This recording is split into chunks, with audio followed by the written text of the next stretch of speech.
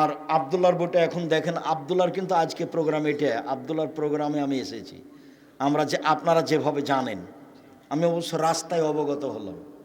আবদুল্লাহ গত শনিবার থেকে না বৃহস্পতিবার পর্যন্ত এনটিভির বক্তব্য রেকর্ডিংয়ে ব্যস্ত আছে। কোন টিভি? এনটিভিতে বক্তব্য রেকর্ডিংয়ে ব্যস্ত আছে গত শনিবার থেকে নিয়ে সামনে বৃহস্পতিবার পর্যন্ত। যার কারণে আপনাদের সাথে সাক্ষাতে কিছু বলতে চাইলেও পারেনি। তখন আমি এসেছি, যদিও আপনাদের ভালো লাগলো না, তিতে লাগলো, যে যদিও আমিও আবদুল্লার বক্তব্য শুনতে চাই।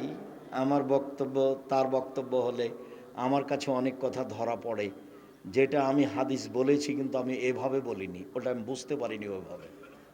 যেমন ওর মুখের বক্তব্য শুনে আমি সুদ কী জিনিস বুঝেছি।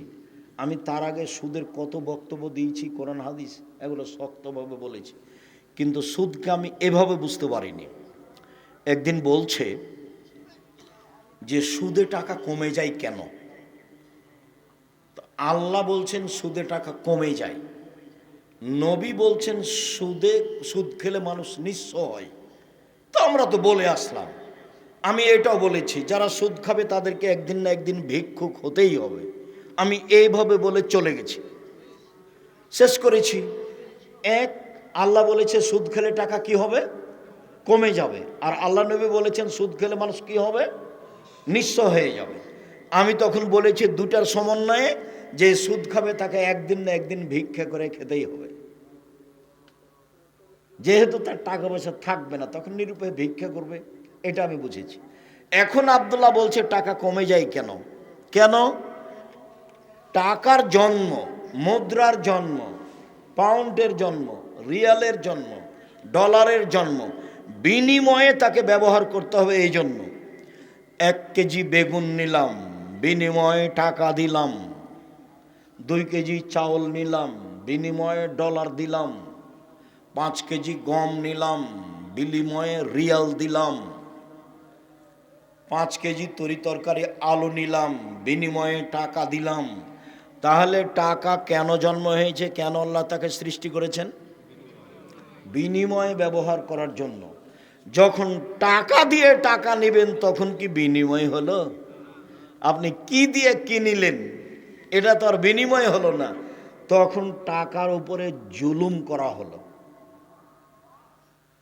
সভাপতি সাহেবকে এখানে বসতে দিয়েছেন, মুরব্বী মানুষ, যদি এখন বলেন যে নিচে বসেন, তো উনি তো ভাববেন ইন্না লিল্লাহ, এরা তো আমাকে অপমান করলো। তখন উনি থাকবেন চুপে ধীরে হেঁটে চলে যাবেন, না রে এখানে থাকা যাবে না। কেন? উনি বুঝবেন যে আমাকে কি করা হলো? ছোট করা হলো, খাটো করা হলো। তো টাকাকে যখন খাটো করা হলো, তাকে অপমান করা হলো, ওকে আল্লাহ যেই জন্য সৃষ্টি করেছেন তাতে ব্যবহার করা হলো না, তখন টাকা ধীরে চলে যাবে। এই জন্য আল্লাহ বলেছেন সুদ খেলে টাকা কমে যাবে। এই জন্য আল্লাহর নবী বলেছেন সুদ খেলে মানুষ কি হবে? নিঃস্ব হবে। আর আমি দুইটার সমন্বয়ে বলেছি, মানুষ যদি সুদ খায় তাহলে এক পর্যায়ে তাকে কি করতে হবে? ভিক্ষা করতে হবে। আমি তখন তার বক্তব্যে বুঝলাম, ও কথা তো ঠিকই, ওকে তো বিনিময়ে ব্যবহার করতে হবে। সুদ খেলে তো বিনিময় হয় না, হুবাহু এটা দিয়ে ওইটা নেওয়া হয়। ঠিকই তো কথা। এই জন্য বক্তব্য করলে আমিও বক্তব্য পাশ থেকে খুব কান লাগিয়ে শোনার চেষ্টা করি।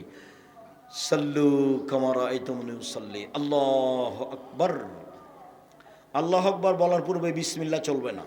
সবচেয়ে পাওয়ারফুল শব্দ আল্লাহু আকবার। 2 পায়ের মাঝে ফাঁকা রাখতে হবে, শরীরের ভারসাম্য বজায় রেখে যতটুকু লাগে।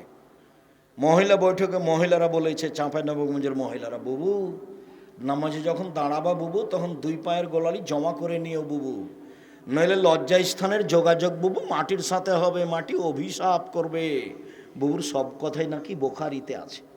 মিথ্যা কথা, একবারে ডাহা মিথ্যা কথা। বুবু পায়জামা পরে থাক, না হয় শাড়ি পরে থাক, না হয় ছায়া পেটিকোট পরে থাক, যা পরে থাক, এখানে কোনো কথা নেই। কাপড়টা টাকনুর নিচে থাকবে, এটা হলো কথা। কাপড়টা গোড়ালি পর্যন্ত চলে যাবে, এটা হলো কথা। বুঝাতে পারিনি কথা? যা পরে থাকবে। মহিলা পুরুষ সবাই দুই পায়ের মাঝে কতটুকু ফাঁকা রাখবে? শরীরের ভারসাম্য বজায় রাখতে যতটুকু লাগে। কথা বুঝতে পারেননি? আল্লাহু আকবার। আল্লাহু আকবার বলার পূর্বে যদি পেশাব পায়খানার কাজ থাকে, যান পেশাব পায়খানার সময় বলবেন বিসমিল্লাহ আল্লাহুম্মা ইন্নী আউযু বিকা মিনাল খুবুসি ওয়াল খাবায়েস। যদি বিসমিল্লাহ সহ বলে তাহলে শয়তান ক্ষতি তো দূরের কথা দেখতে পাবে না, ও কানা হয়ে গেছে। বিসমিল্লাহর এত ক্ষমতা। পেশাব পায়খানা যখন শেষ হবে তখন বলবেন গোফরানাকা, আল্লাহ তুমি আমাকে ক্ষমা করো। জরুরি কথা। টয়লেটে ঢুকলেই তাসবিহ তাহলিল জিকির আজকার নিষেধ, এ কথা নয়। টয়লেট ঢুকে আপনি বলেন বিসমিল্লাহ আল্লাহুম্মা আউযু বিকা মিনাল খুবুসি ওয়াল খাবায়েস। যখন বসলো তখন থেকে না ইবাদত বান্দিগি জিকির বন্ধ। যখন উঠলো গোফরানাকা বলে তখন চালু হয়ে গেল। অতএব আপনি ওই টয়লেটের ভিতরে বিসমিল্লাহ বলেন, দোয়া পড়েন, কোনো সমস্যা নেই। অজু করেন, অজু করার পরে দোয়া পড়েন, কোনো সমস্যা নেই। চলবে না কতক্ষণ পর্যন্ত বুঝেন তো? কখন থেকে কখন? বসা থেকে উঠা পর্যন্ত। বিসমিল্লাহ আল্লাহুম্মা ইন্নী আউযু বিকা মিনাল খুবুসি ওয়াল খাবায়েস। বসছেন, বসলেন, বন্ধ। আর জিকির আজকাল নেই, তাসবিহ তাহলিল নেই। এবার পানি খরচ করে উঠছেন, গুফরানাকা, এখন চালু হয়ে গেল। করেন। পানি দিয়ে পবিত্রতা অর্জন করবেন। পানি না থাকলে ঢেল টিস্যু পেপার, আগে ঢেল টিস্যু পেপার পরে পানি, এটা মিথ্যে। পানি দিয়ে পবিত্রতা অর্জন করে হাত মাটিতে মেজে নেবেন। সাবান দিয়ে মাজেন, যেটা দিয়ে মাজেন মাজেন, রাসূল সাল্লাল্লাহু আলাইহি ওয়াসাল্লাম বললেন। বাম হাতে পেশাব পায়খানার পরে পানি খরচ করবেন। লোকটাকে আমি বললাম ভাইজান ডান হাতে চা খান, ভান ডান হাতে খান। তো মন খারাপ করে বলছে বাম হাত হাত নয়, বাম হাত হাত নয়। তখন যখন পানি খরচ করবে তখন ডান হাত লাগালে হয় না? তো তখন তো আরও পানি খরচ করছে না। এখন আমি আর কি বলি? তো ওর পরিবেশ আর খাটো করলাম না, ওই পর্যন্তই থাকলাম। দেখেন, এটা আল্লাহ রাসূলের কথা। এই ছেলে বাম হাতে তো হাত, তাই না? তো পানি খরচ করার সময় ডান হাত করলে কি হবে? এটাও তো হাত। মুহাম্মদ সাল্লাল্লাহু আলাইহি সাল্লামের নিয়ম, মুহাম্মদ সাল্লাল্লাহু আলাইহি সাল্লামের নিয়ম, এক গ্লাস পানি পান করলে কয়টা বিধান লাগে? 5টা। ইসলাম এসেছে জাহেলিয়াতকে ঠেকিয়ে দিয়েছে। জাহেলিয়াত একটা নিয়ম কানুন ছিল, ইসলাম এসে সব নিয়ম কানুন নতুন করেছে। যখন কোনো সরকার আসছে তখন বলছে আগেরটা বাতিল, ওরা চাঁদাবাজি করেছে আমরাও করব, ওরা করেছে আমরা এখন তাদের বিপরীত। তো রাসূল সাল্লাল্লাহু আলাইহি সাল্লাম বলছেন এক জাহেলিয়াত বাতিল। এখন মুহাম্মদ সাল্লাল্লাহু আলাইহি সাল্লামের সব নিয়ম চলবে। কার নিয়ম চলবে? সব মুহাম্মদ সাল্লাল্লাহু আলাইহি সাল্লামের নিয়ম চলবে। পৃথিবীতে একজন মানুষের কথা। পানি খরচ না করে ঢেল টিস্যু পেপার নিয়ে 40 কদম হাঁটা নোংরামি, পায়ের উপরে পা উঠানো নোংরামি, খক খক করে কাশা নোংরামি। যদি তাই হয় তাহলে তার বউ ঢেল নিয়ে হাঁটে না কেন? তার বউকে তো জান্নাত যেতে হবে। আব্দুর রাজ্জাক সাহেব, মহিলা মানুষ যদি ঢেল নিয়ে 40 কদম হাঁটে তাহলে পুরুষ মানুষকে কেমন কেমন লাগে? যদি তাই লাগে তো পুরুষ মানুষ যখন ঢেল নিয়ে হাঁটে তখন মহিলা মানুষের চোখে পড়লে মহিলা মানুষকেও তখন কেমন কেমন লাগে। দুটোই সমান সমান। ধর্ম পাগল হয়নি। ধর্ম সবচেয়ে দামি মানুষ দিয়ে চলে, যার নাম মুহাম্মদ সাল্লাল্লাহু আলাইহি সাল্লাম। পৃথিবীর কোনো মানুষের 5 পয়সা দাম নেই। ওমর রাদিয়াল্লাহু তাআলার কথা চলবে না, মাত্র একজন মানুষের কথা চলে, যার নাম মুহাম্মদ সাল্লাল্লাহু আলাইহি সাল্লাম। আল্লাহু আকবার বলে সালাত আরম্ভ করবেন। এদিকে দেখেন, এরকম করবেন না। কিছু দেখছো, কোর্ট কাচারি অফিস আদালত সব কিছু, এইসব মোবাইলের ফাংশন ওদের হাতে। আমি এরকম কিছু দেখলাম না। তোমার হাতে মোবাইল। তোমাকে তো আমি বলছি 14 ঘন্টা বিমানে থাকলাম সিঙ্গাপুর এয়ারলাইন্স, সিঙ্গাপুর থেকে না লন্ডন পর্যন্ত। আমি কারো মোবাইলে আমি 3 বার এই বিমানের এ মাথা থেকে ওই মাথা, ওই মাথা থেকে এই মাথায় এসেছি। কারো মোবাইলে ল্যাংটা মেন নাচা আমার চোখে পড়েনি। অথচ ওরাও মানুষ, ওরা হলো ইহুদি, ওরা হলো খ্রিস্টান। ওদের জান্নাত নেই, ওরা জান্নাতে যাবে না। ওদের দাঁড়ি পাল্লাই নেই বিচারের মাঠে। পাপ নেকির জন্য দাঁড়ি পাল্লার জন্য আগে বলতে হবে আমি সাক্ষ্য দিচ্ছি আল্লাহ ছাড়া কোনো মাবুদ নেই, মানে শিরক নেই। আমি সাক্ষ্য দিচ্ছি মুহাম্মদ আল্লাহর রাসূল, মানে বিদাত নেই। এই দুইটা সাক্ষী ছাড়া কারো পাপ নেকি বিচারের মাঠে ওজন হবে না। হিন্দুদের পাপ নেকি ওজন হবে না, তারা এটা সাক্ষী দেয়নি। ইহুদিদের পাপ নেকি ওজন হবে না, তারা এই সাক্ষী দেয়নি। খ্রিস্টানদের পাপ নেকি ওজন হবে না, তারা এই সাক্ষী দেয়নি। কাদিয়ানীদের পাপ নাকি ওজন হবে না, তাদের সাক্ষী কেটে গেছে। শিয়াদের পাপ নাকি ওজন হবে না, তাদের সাক্ষী কেটে গেছে। তোমরা যারা নাটোরে বসবাস করছো, এরকম যদি দিনরাত বড় বড় শিরক করো, তাহলে সাক্ষী কেটে গেছে। কি বলি, দিনরাত আমাদের দেশের স্কুলে ছেলে মেয়ে বলছে, ও কালিমা তোমার আকাশ, ও কালিমা তোমার বাতাস। আমি তো 30 বছর আগে বলেছি তোর বাপের আকাশ। কই কই আপনার ছেলে মেয়ে তো বললো না কোনোদিন। ওর নাকি খুব মেধা ভালো, ও নাকি বড় ডাক্তার, ও নাকি বড় ইঞ্জিনিয়ার, ও নাকি সমাজের শিক্ষিত মানুষ।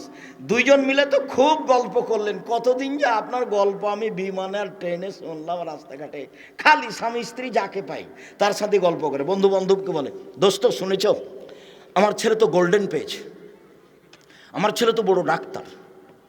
ঠিক আছে, বড় ডাক্তার মানে জানেন আপনি, প্রায় ওই কোম্পানির ওষুধ লিখেছে যে কোম্পানি তাকে টাকা দিয়েছে, তখনও সে বড় ডাক্তার। ধোঁকাবাজও, ও ধোঁকাবাজ। চুরি করে তখনও বড় ইঞ্জিনিয়ার, ও হলো চোর, টাকাটাই লস। এখন বাপ বেটা মিলে আপনারা কেমন জানেন, বাপ বেটা মিলে চাঁপাইনবাবগঞ্জের ভাষাতে আমও গেল, ছালাও গেল, কাঁদতে কাঁদতে দুই চোখও গেল। জীবনটাই এটাই। সম্মানিত দিনী ভাই বোন, বলছিলাম আগামী পরশু থেকে সিয়াম শুরু হবে। ইবাদতের জগতে সবচেয়ে দামি ইবাদত সিয়াম। বৃহস্পতিবার সোমবার সিয়াম থাকতেন আল্লাহর নবী। কেন? সাপ্তাহিক রিপোর্ট পেশ করা হয় আল্লাহর কাছে। মুহাম্মদ সাল্লাল্লাহু আলাইহি ওয়াসাল্লাম চাইতেন সাপ্তাহিক রিপোর্ট আল্লাহ আমার সিয়াম অবস্থায় দেখুক। দেখো দেখো আমার আমলটা দেখো, এই যে সোমবার আজকে সিয়াম ছিলাম, নেও। বৃহস্পতিবারে সিয়াম থাকবেন, নাও রিপোর্ট নাও, দেখো সিয়াম অবস্থায়।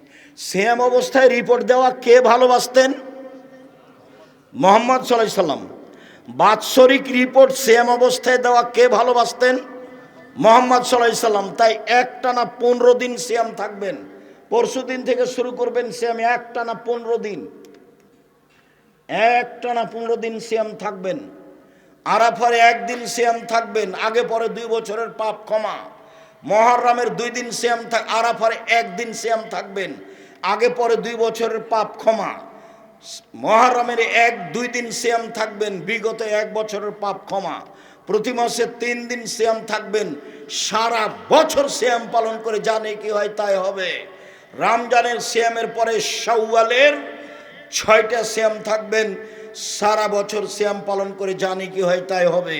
জুলহিজ্জার 1 থেকে 9 তারিখ পর্যন্ত সিয়াম থাকবেন। ইবাদতের জগতে সবচেয়ে গুরুত্বপূর্ণ ইবাদত হলো জুলহিজ্জার 1 তারিখ থেকে 10 তারিখ পর্যন্ত। 10 তারিখ তো হলো কুরবানির দিন।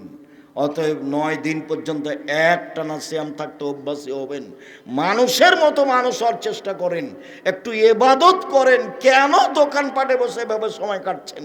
নিজেকে একটু মানুষ মনে করছেন না কেন? গরু ছাগল কেন মনে করছেন?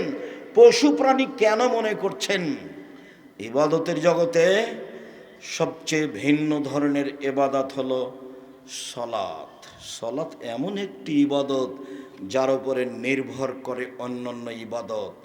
সলাত একটি এমন ইবাদত যার উপরে নির্ভর করে অন্যান্য ইবাদত। শুনুন, সিয়াম দামি ইবাদত, এ কথাই ঠিক। যদি সলাত না থাকে তাহলে সিয়াম কেটে দেওয়া হবে, বাতিল।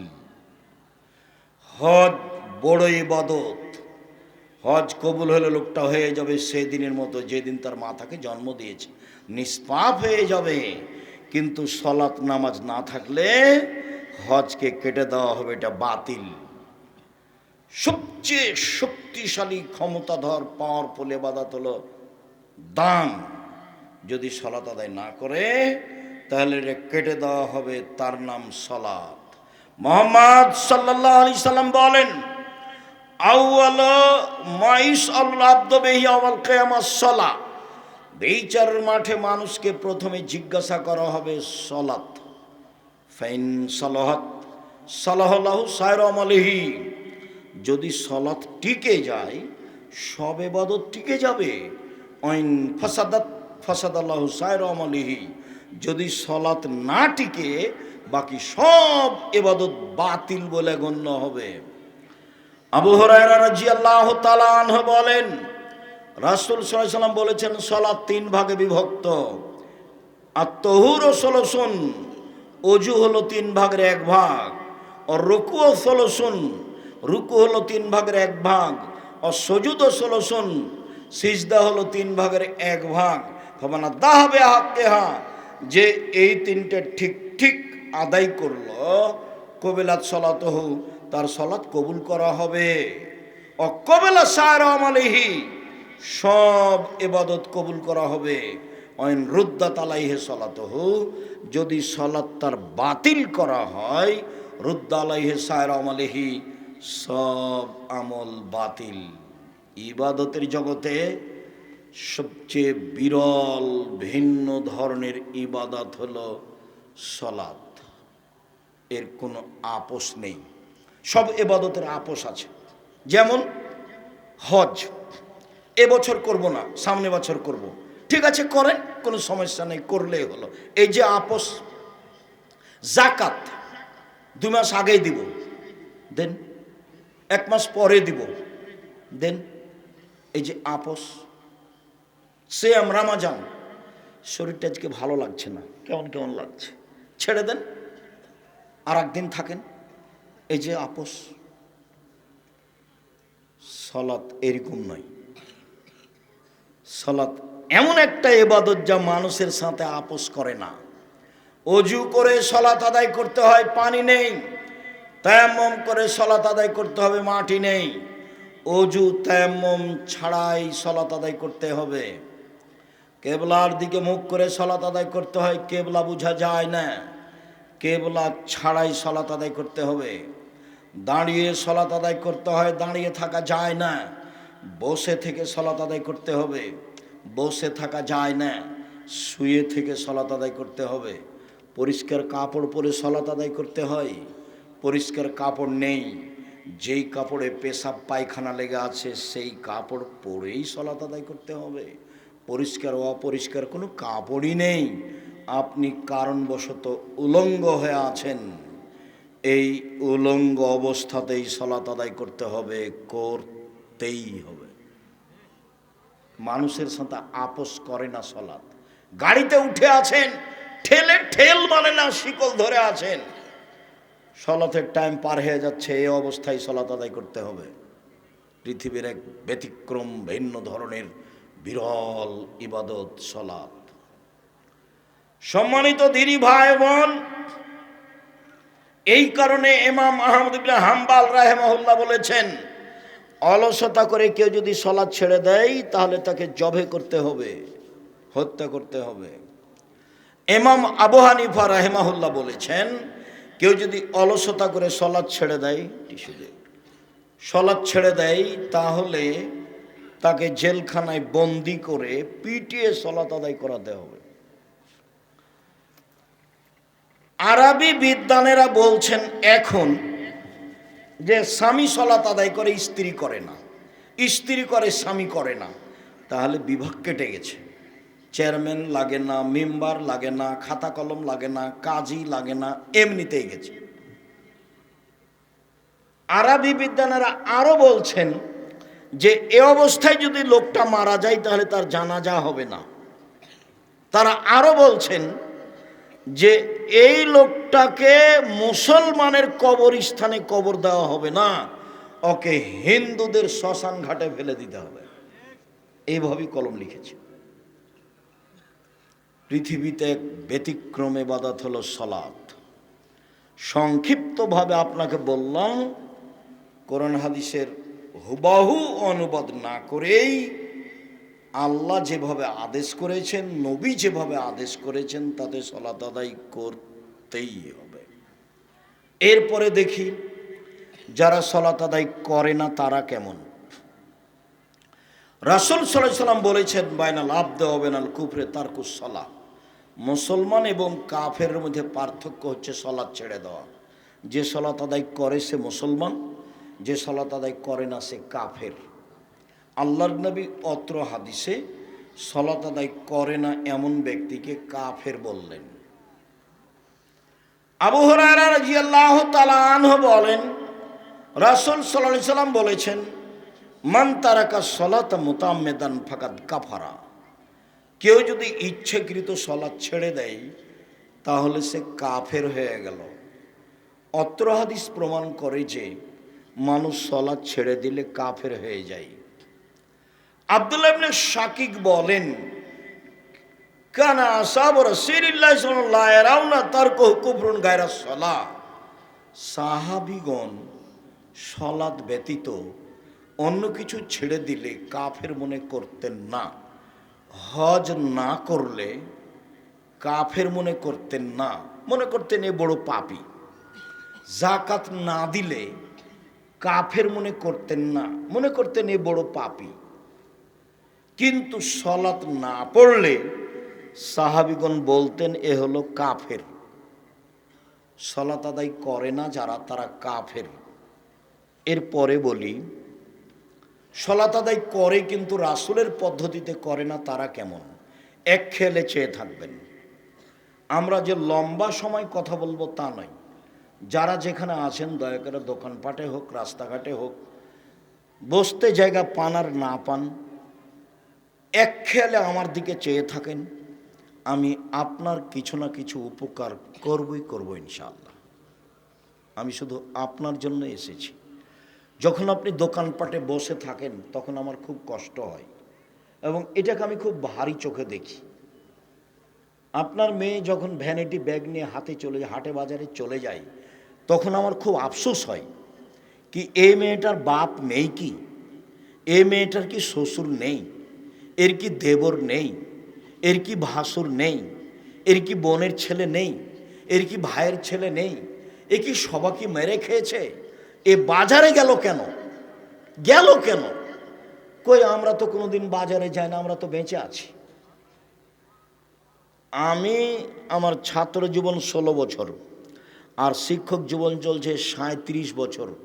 আমি কোনোদিন চায়ের স্টলে বসিনি। তো মরে গেছি নাকি? বেঁচে আছি তো। আপনি যখন চায়ের স্টলে বসে গল্প করেন, আমি যখন গাড়ি নিয়ে পাশ দিয়ে আপনার চলে যাই তখন আমার আফসোসের শেষ থাকে না। কেন? আপনি একজন মুসলমান মানুষ, আপনার চরিত্র দেখে আমি খুব কষ্ট পাই। আপনার ছেলে যখন মিছিল করে রাস্তাঘাট বন্ধ করে চলে যায় তখন আমার খুব দুঃখ হয়। তখন আমি আর কিছু শেষ পর্যন্ত তখন বলি কিছু না পেয়ে, আল্লাহর নবী এদেরকে বলেছেন এরাই হলো ইতর শ্রেণীর মানুষ, এরাই হলো গাইবান্ধার, রংপুর, পঞ্চগড়, ঠাকুরগাঁ, লালমনিরহাট, নীলফামারী, ওদের ভাষায় বেন্যার বাচ্চা বেন্যা। এরাই হলো চাঁপাই নবাবগঞ্জের ভাষায় ছোট লোকের বাচ্চা ছোট লোক। ঢাকার ভাষাটা আমি মুখে বলতে পারলাম না। এরকম কিছু মনে মনে সিদ্ধান্ত ছাড়া আপনার ছেলেকে দেখে আমার মনটা আর কিছু বলে না, খুব আফসোস হয়।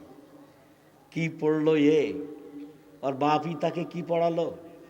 কোনটাই বা শিষ্টাচার, কোনটাই বা বিদ্যে, কোনটাই বা পরিপাটি, কোনটাই বা সাজগোজ, কোনটাই বা পাহারা। এই ছেলে মায়ের কাজ কয়টা গো? 1 বিদ্যে, 2 শিষ্টাচার, 3 পরিপাটি সাজগোজ করে রাখা, 4 পাহারাদার। কোনটা করেছে তোমার মা? তোমার চুলটা শুধু ওপর দিকে আছে, ছাতা হে সব দিকে চাঁচা আছে।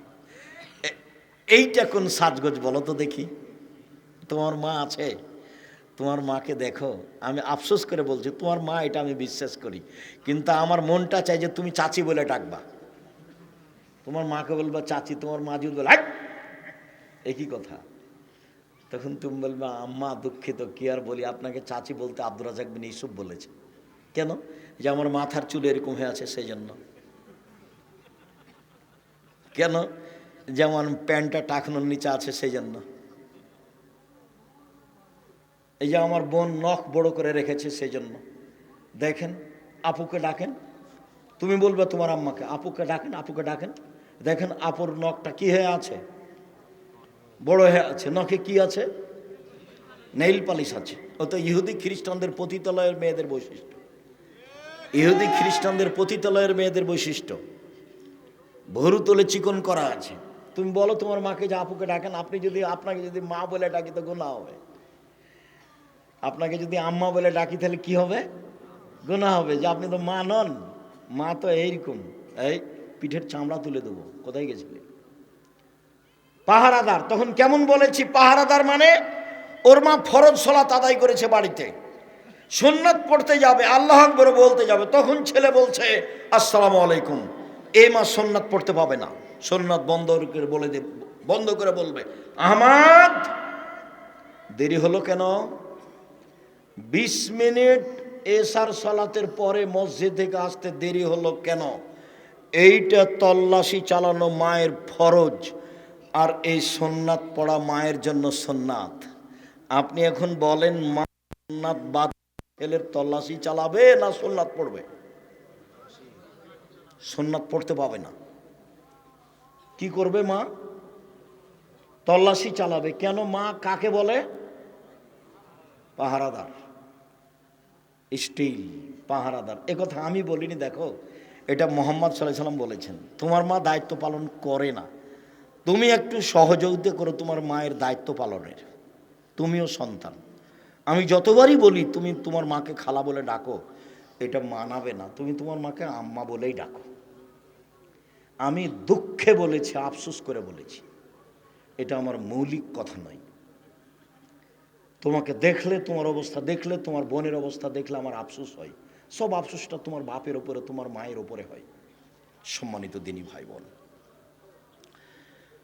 আল্লাহ তাআলা বলেন ফাওয়াইলুল লিল মুসাল্লিন, যারা সালাত আদায় করে ঠিকঠাক সুন্দর করে না, ওদের জন্য অয়েল নামক জাহান্নাম সুনিশ্চিত। ওরা সালাত আদায় করেও জাহান্নামে যাবে। রাসূল সাল্লাল্লাহু আলাইহি সাল্লাম বলেন, যে ব্যক্তি ঠিক মতো সালাত আদায় করলো, বিচারের মাঠে তার জন্য সালাত আলো হবে, বাঁচার মাধ্যম হবে। যদি সময় মতো রুকু সিজদা ভালো করে সালাত আদায় না করে, তাহলে সে বিচারের মাঠে ফেরাউনের সাথে থাকবে। পৃথিবীতে সবচেয়ে বড় বদ মানুষ ফেরাউন। পৃথিবীর ইতিহাসে এত বড় বদ মানুষ কেউ জন্ম নেয়নি। ফেরাউনই বলেছে একবার মুসা আলাইহিস সালামকে, মুসা লাইনিত্তাখাযতা ইলাহান গায়রি লাজালান্নাকা মিনাল মাসজুনিন, তুমি যদি আমাকে বাদ দিয়ে কাউকে আল্লাহ বলো, তাহলে আমি ফেরাউন তোমাকে জেলখানায় বন্দি করে দেব। এই ফেরাউনই একবার মুসা আলাইহিস সালামকে বলেছেন, মুসা মা আলিমতু লাকুম মিন ইলাহিন গায়রি, আমি ব্যতীত তোমাদের আর কোনো আল্লাহ আছে এই কথা আমি জানি না। এই ফেরাউনই একবার মুসাকে বলেছে, মুসা আনা রাব্বুকুমুল আলা, আমি হচ্ছি তোমাদের সবচেয়ে বড় আল্লাহ, আমি হচ্ছি তোমাদের সবচেয়ে বড় প্রতিপালক। এগুলো ফেরাউনের ভাষা। এইরকম ভাষা পৃথিবীতে অতীতের কারো নেই। ফেরাউনের ব্যাপার আল্লাহর একটা বক্তব্য, আকবার, এটা চলবে না। আল্লাহ আকবার, এটা চলবে না। কি চলবে? আল্লাহ আকবার, কাঁধ সামনাসামনি, বাস কাঁধ সামনাসামনি। আর একটু উঁচু করেন, কানের লতি। একাধিক সহিহ হাদিস, হয় এটা না হয় এটা। ডান হাতের কবজি বাম হাতের কবজির ওপর সহিহ হাদিস, নইলে বাহুর উপরে বাহু সহিহ হাদিস। বুকের ওপর রাখেন, সানা পড়েন, আল্লাহুম্মা বাঈদ বাইনি ওয়া বাইনা খাতায়ায়া কামা বা'আদতা বাইনাল মাশরিক ওয়াল মাগরিব, আল্লাহুম্মা নাক্কিনি মিনাল খাতায়া কামা ইয়ানক্কা আস-সাবুল আবিয়াযু মিনাদ দানাস, আল্লাহুম্মা আগসিল খাতায়ায়া বিল মাই ওয়াস সালজি ওয়াল বারাদ। আউযু বিল্লাহ, বিসমিল্লাহ। সূরা ফাতিহা, বিসমিল্লাহ। অন্য একটা সূরা, আল্লাহু আকবার। হাত খুলে ওই পর্যন্ত উঠাবেন। ওই পর্যন্ত উঠে চলেন রুকুতে যাই। রুকু যাওয়ার পূর্বে আপনার সাথে জরুরি কয়েকটা কথা। আঙ্গুল খোলা খোলা রাখবেন, হাতকে সোজা করে রাখবেন রডের মতো, পিঠের লম্বাটা একবারে সোজা করে রাখবেন, মাথা উঁচুও করবেন না, মাথা নিচুও করবেন না। কোমর থেকে সামনের ওজন হাতের উপরে থাকবে, কোমর থেকে সামনের ওজন হাতের উপরে থাকবে, মাথা উঁচুও করবেন না, মাথা নিচুও করবেন না। আঙ্গুল খুলে খুলে হাঁটুকে শক্তভাবে ধরে রাখবেন, পিঠের লম্বাটা একবারে সোজা হয়ে থাকবে। বলুন সুবহান রব্বিল আজিম যতবার ইচ্ছে, বলুন সুবহান কুদ্দুসুন রব্বুল মালাইকাতুর রূহ যতবার ইচ্ছে, বলুন সুবহানাকা আল্লাহুম্মা রাব্বানা ওয়া বিহামদিকা আল্লাহুম্মা গফিরলি যতবার ইচ্ছে, বলুন সুবহানাদিল জাবরুতি ওয়াল মালাকুতি ওয়াল কিবরিয়া ওয়াল আজমাত যতবার ইচ্ছে। 3 বার চলবে না, 5 বার চলবে না, 10 বার চলবে না, যে যা পারে। একজন সাহাবী বলছেন একদা আল্লাহ রাসূল রুকুতে থাকলেন সূরা বাকারা পড়ার সমান। কতক্ষণ? সূরা বাকারা পড়ার সমান কি 2-1 মিনিট হলো? 2.5 পারা, মানে যে যত পারে। তার মানে কি হলো? যে যত পারে। চলেন সামি আল্লাহু লিমান হামিদা ওই পর্যন্তই উঠাতে হবে, ওইভাবে রব্বানা লাকাল হামদ হামদান কাসীরান তাইয়িবান মুবারাকান ফি মিলাস সামাওয়াতি মিলাল আরজ মিলা মা বাইনাহুম ইলা মা শাইতা মিন শাইইন বাদ। চলেন সিজদায়। সিজদায় যাওয়ার পূর্বে আপনার সাথে জরুরি 2টি কথা। তার প্রথম কথা হচ্ছে আল্লাহ রাসূল বললেন আমাকে 7 হাড়ের উপরে সিজদা করতে বলা হয়েছে। 7 হাড়, হাড্ডি, নাক কপাল 1, 2 হাত 3, 2 হাঁটু 5, 2 পায়ের বৃদ্ধাঙ্গুল 7। সিজদার সময় গাও চুলকাতে পাবেন না। গাও চুলকালে এখন কয়টা আছে লেগে মাটিতে? 6টা। এই জন্য এটা নিষেধ। শরীর যদি চুলকাতে হয় তাহলে সিজদা থেকে উঠে এসে চুলকাবেন। উল্লেখ্য যে এবার 2 পায়ের গোড়ালি জমা হয়ে যাবে। সিজদায় যখন আছেন তখন 2 পায়ের গোড়ালি কী হয়ে যাবে? জমা হয়ে যাবে। তখন ফাঁকা ছিল। আমরা অনেক দিনই শুনেছি যে অনেকে বলেছে যে ডান পায়ের বৃদ্ধাঙ্গুল একবারে এক জায়গাতে থাকবে, নড়তে পাবে না। এটা ভুল হিসাব। সিজদায় গেলে পা দুটি এসে জমা হয়ে যাবে, একসাথে জমা ধরে থাকবে। 2 হাতকে কানের পাশে রাখবেন, কনুইকে এভাবে উঁচু করে রাখবেন। পেটের নিচ দিয়ে ছাগলের বাচ্চা যেন পার হতে পারে। পুরুষ নারী একই হুকুম, পুরুষ নারী একই হুকুম, পুরুষ নারী একই হুকুম। বুককে উরুর সাথে লাগিয়ে সলাত আদায় করতে হবে, কথা মিথ্যে। চাঁপাইনবাবগঞ্জের মহিলা বৈঠকে বলছে বুবু যখন সিজদাতে যাবা বুবু, হাতি যেমন মাটিতে পড়ে যায় তেমনি একবারে মাটিতে পড়ে গিয়ে বুককে উরুর সাথে লাগিয়ে আঁটো সাঁটো হয়ে সিজদা করিও বুবু। যদি বুককে উরু থেকে পৃথক রাখো বুবু তাহলে স্তন ঝুলন্ত থাকবে বুবু, পর্দার ব্যাঘাত ঘটবে। বুবুর সব কথাই নাকি বুখারীতে আছে। ছি ছি ছি ছি ছি ছি, নাউজুবিল্লাহ মিন যালিক। ও ঘরে আছে, শাড়ি পরে আছে, গায়ে চাদর আছে, ব্লাউজ আছে, তো এরপরেও পর্দার ব্যাঘাত ঘটলো। ওই আঁটো সাঁটো বোরকা পরে বাজারে গেল, ভ্যানিটি ব্যাগ ঘাড়ে করে, এতে পর্দার ব্যাঘাত ঘটলো না। এই মেঘ, তুমি এই আঁটো সাঁটো বোরকা আজকে জ্বালিয়ে দিবা। আমি আব্দুর রাজ্জাক বিন ইউসুফ, তোমার কাছের মানুষ, তোমার আব্বার ফ্যামিলিকে আমি নিজের ফ্যামিলি মনে করি। তোমাদেরকে আমি জান দিয়ে প্রাণ দিয়ে ভালোবাসতে চাই। দেখো, জাতির যদি রাস্তাঘাট করে দিতে না পারি, জাতির যদি স্কুল কলেজ করে দিতে না পারি, জাতিকে চূড়ান্ত সঠিক ধর্ম দিতে পারবো ইনশাআল্লাহ। ধর্মের ব্যাপারে জাতিকে ফাঁকি দিয়ে পরকাল হারাতে রাজি নই। আমি চাচ্ছি তোমার আব্বার ফ্যামিলিটা রাসূল সাল্লাল্লাহু আলাইহি সাল্লামের পদ্ধতিতে গড়ুক। সবাই মরতে এসেছে, কেউ বাঁচতে আসেনি। অল্প দিন বাঁচতে এসে এগুলো করে বাঁচার চেষ্টা করিয়েন না, ভুল হিসাব। পুরুষ নারীর সলাতে কোনো পার্থক্য নেই। এইভাবে কোনো উঁচু করে থাকতে হবে যেন ছাগলের বাচ্চা পার হতে পারে। আপনি বলুন, আর পিঠের লম্বা হাতটা একবার আগিয়ে রাখবেন। জরুরি কথা, হাতের জামা জমা করা থাকলে খুলে দিতে হবে। পায়জামা নিচের দিকে জমা করা নিষেধ। যদি উঁচু করতে হয় পায়জামা কোথায় জমা করতে হবে? কোমরে। নিচে জড়ানো হারাম, নিচে জড়ানো নিষেধ, নিচে জড়ানো হারাম। হাত এভাবে জড়ে রাখতে পাবেন না। কেন? আল্লাহ রাসূল বলছেন এটা একেবারে নিষেধ করা হয়েছে। মাথার চুল খোপা বাঁধা যদি থাকে মহিলাদের, তাহলে খোপা খুলে দিতে হবে। যদি বেনি গাঁথা থাকে তাহলে পিছন দিকে ছেড়ে দিতে হবে। সবকে সিজদায় যাওয়ার সুযোগ দিতে হবে। মাথার চুল যদি খোপা বাঁধা থাকে তাহলে খুলে দিতে হবে। নারী পুরুষ একই হুকুম, খোপা খুলে দিতে হবে।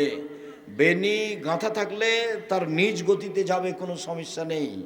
সিজদায় বলুন সুবহান রব্বিল আলা যতবার ইচ্ছে, বলুন সুবহান কুদ্দুসুন রব্বুল মালাইকাতুর রূহ যতবার ইচ্ছে, বলুন সুবহানাকা আল্লাহুম্মা রাব্বানা ওয়া বিহামদিকা আল্লাহুম্মা ইগফিরলি যতবার ইচ্ছে, বলুন আল্লাহুম্মা ইগফিরলি জামবি কুল্লাহু দিক্কাহু জুল্লাহু ওয়া বলু আখিরাল নিয়াত সিররা। আরো যত দোয়া হাদিসের আছে সেগুলো বলুন। কি বলবেন? আল্লাহুম্মা ইন্নাকা আফুব্বুন তুহিব্বুল আফওয়া ফা'ফু আন্নি। কি বলবেন? আল্লাহুম্মা ইন্না নাসআলুকাল হুদা ওয়াত তুকা ওয়াল আফাফা ওয়াল গিনা। আব্দুর রাজ্জাক সাহেব, জানাজার দোয়াটা আমি বলতে পারি? বলেন। কোরআনের আয়াত ব্যতীত যা পারবেন বলেন সিজদায়। উঠে আসেন, আল্লাহুম্মা ইগফিরলি ওয়ারহামনি ওয়াহদিনি ওয়াআফিনি ওয়ারযুকনি। আবার সিজদায় যান, উঠে আসেন। এ হলো এক রেকাত। এভাবে আরেক রেকাত। আত্তাহিয়াতের বৈঠক।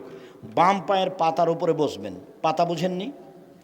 বাম পায়ের পাতার উপরে বসবেন, ডান পায়ের গোড়ালি খাড়ো করে রাখবেন, আর বাম হাত হাঁটুর উপরে থাকবে, ডান হাত হাঁটুর উপরে থাকবে। কিভাবে থাকবে পরে বলছি। এইবার সালামের বৈঠক। বিতির সালাত 1 রাকাতে সালাম, ফজরের 2 রাকাতে সালাম, মাগরিবের 3 রাকাতে সালাম, এশা ফজর